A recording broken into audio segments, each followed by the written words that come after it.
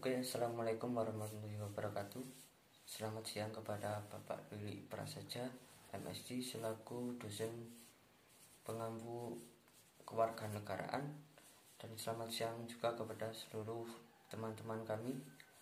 Kami dari kelompok 5 ingin mempresentasikan mengenai hak menerima pendidikan dan pengajaran. Sebelumnya saya akan memperkenalkan diri terlebih dahulu. Nama saya Nur Muhammad Jati, NIM 43010210082. Untuk yang selanjutnya akan dibahas dari satu persatu oleh kelompok kami yang sudah dibagikan dari kelompok kami. Wassalamualaikum warahmatullahi wabarakatuh. Isi dari pasal 31 setelah diamandemen. Setiap warga negara berhak mendapat pendidikan. Yang pertama, setiap warga negara wajib mengikuti pendidikan dasar dan pemerintahan dasar, dan pemerintah wajib membiayainya. Yang kedua, setiap pemerintahan mengusahakan dan menyelenggarakan satu sistem pendidikan nasional yang meningkatkan keimanan dan ketakwaan serta akhlak mulia dalam mencerdaskan kehidupan bangsa yang diatur dengan undang-undang. Yang ketiga, negara memprioritaskan anggaran pendidikan sekurang-kurangnya 20% dari anggaran pendapatan dan belanja negara serta dari anggaran pendapatan dan belanja daerah untuk memenuhi kebutuhan penyelenggaraan pendidikan nasional.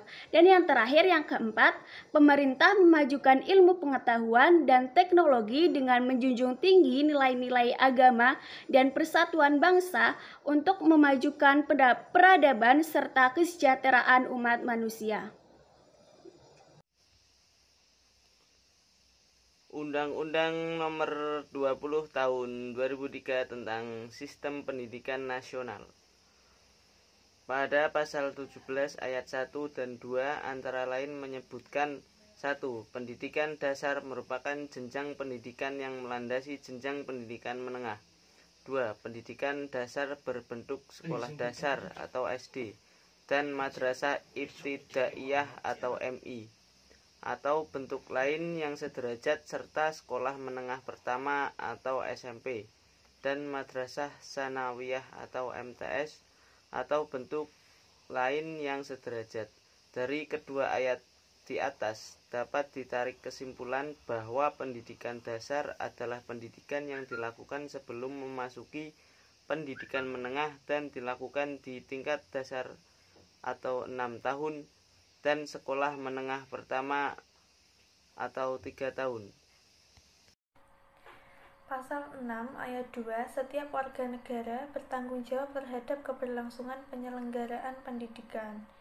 Pasal 7 ayat 2, orang tua dari anak usia wajib belajar berkewajiban memberikan pendidikan dasar kepada anaknya.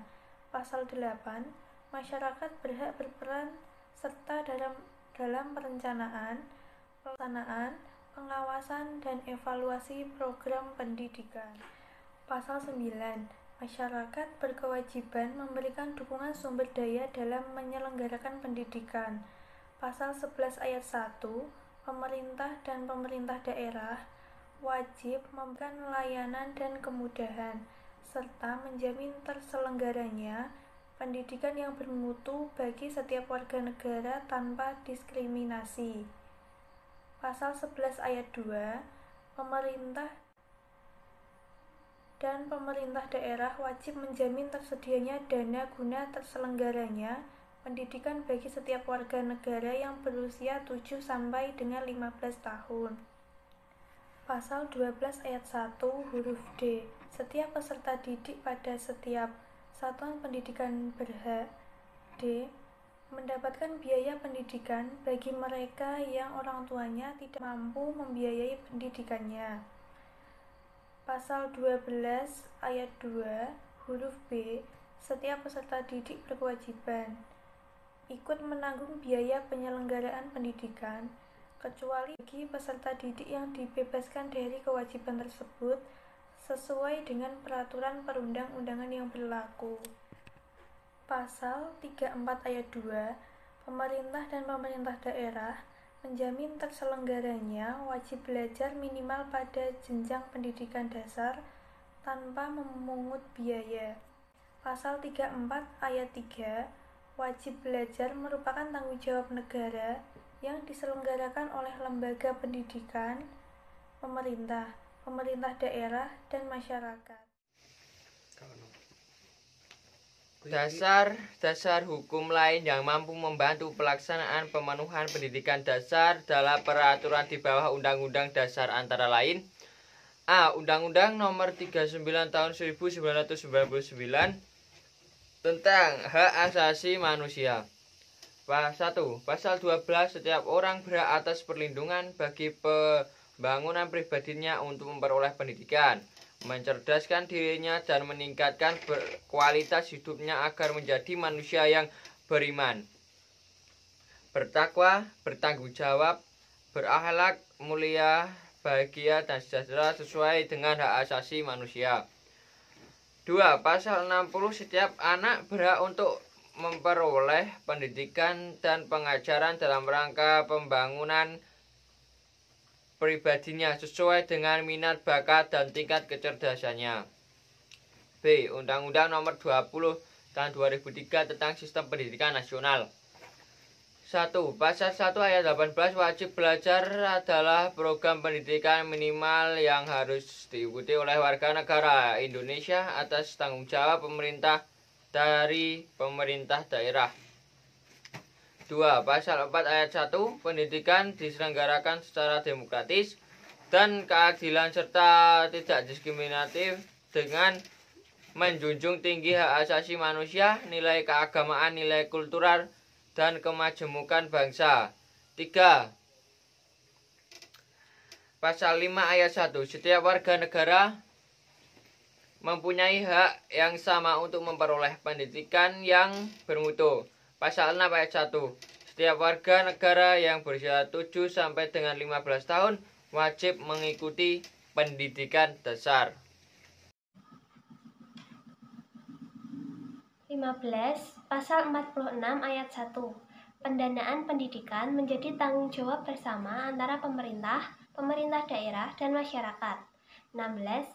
Pasal 46 ayat 2, pemerintah dan pemerintah daerah bertanggung jawab menyediakan anggaran pendidikan sebagaimana diatur dalam pasal 31 ayat 4 Undang-Undang Dasar Negara Republik Indonesia tahun 1945. 17.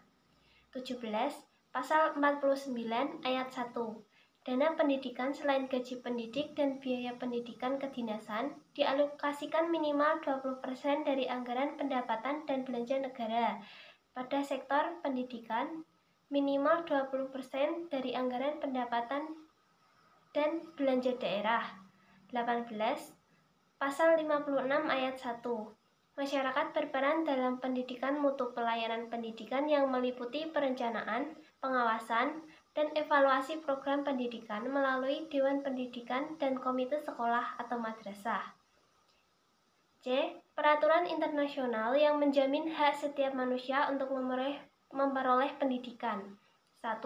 Deklarasi Universal Hak-Hak Asasi Manusia. 2. Konvenen Internasional tentang Hak Ekonomi, Sosial, dan Budaya dalam pasal 13 ayat 1. 3. Konvenen Internasional tentang Hak Ekonomi, Sosial, dan Budaya dalam pasal 13 ayat 2. Peraturan Pemerintah Nomor 19 Tahun 2005 tentang Standar Nasional Pendidikan.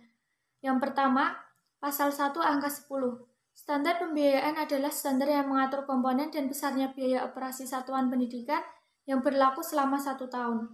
Yang kedua, Pasal 1 Angka 12. Biaya operasi satuan pendidikan adalah bagian dari dana pendidikan yang diperlukan untuk membiayai kegiatan operasi satuan pendidikan agar dapat berlangsungnya kegiatan pendidikan yang sesuai standar nasional pendidikan secara teratur dan berkelanjutan. Yang ketiga, Pasal 62 ayat 1, pembiayaan pendidikan terdiri atas biaya investasi, biaya operasi, dan biaya personal. Yang keempat, Pasal 62 ayat 2, biaya investasi satuan pendidikan sebagaimana dimaksud pada ayat 1 meliputi biaya penyediaan sarana dan prasarana, pengembangan sumber daya manusia, dan modal kerja tetap.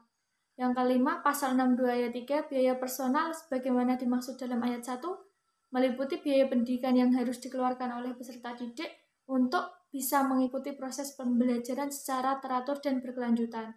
Yang keenam, pasal 62 ayat 4, biaya operasi satuan pendidikan sebagaimana dimaksud pada ayat 1 meliputi gaji pendidikan dan tenaga kependidikan serta segala tunjangan yang melekat pada gaji, bahan atau peralatan pendidikan habis dipakai, dan biaya operasi pendidikan tidak langsung yang berupa daya, air, jasa telekomunikasi, pemeliharaan sarana dan prasarana, uang lembur, transportasi, konsumsi, pajak, asuransi, dan lain sebagainya. Yang terakhir, pasal 62 ayat 5, standar biaya operasi satuan pendidikan ditetapkan dengan peraturan Menteri berdasarkan usulan BSNP. Sekian dari kelompok kami. Apabila ada kesalahan mohon maaf. Assalamualaikum warahmatullahi wabarakatuh.